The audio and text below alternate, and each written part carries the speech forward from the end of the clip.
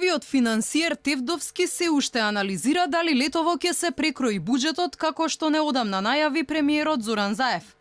Тој вели дека државната каса задоволително се полнела од даноци и придонеси и оти одлуката за ребаланс ќе ја донесат во договор со владата.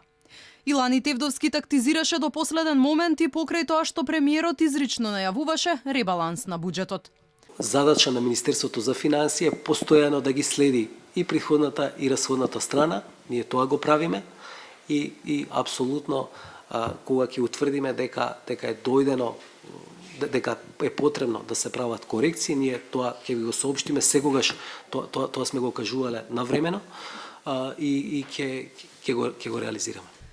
Тевдовски очекува дополнителен раст на економијата и покрај катастрофалната реализација на капиталните инвестиции од едва 6% во првите 3 месеци од годинава.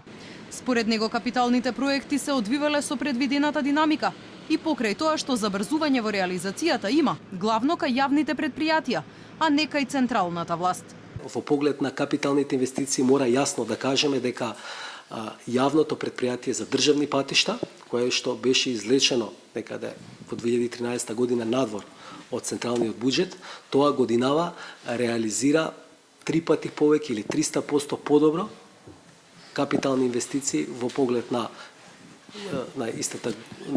минатата година.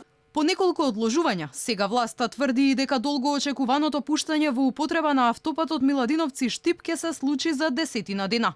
Додека опозицијата обвинува дека владата намерно не го пушта патот бидејќи беше започнат од претходната власт, директорот на државни патишта уверува дека затекнал бројни недостатоци што требало да се решат.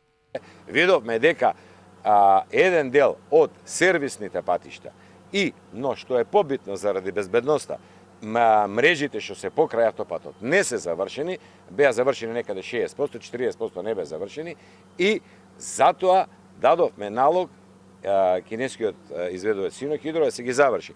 Инаку во првите 3 месеци од годинава, владата инвестирала едва и 26 милиони евра од предвидените 422 милиони за изградба на патишта, гасоводи и железници.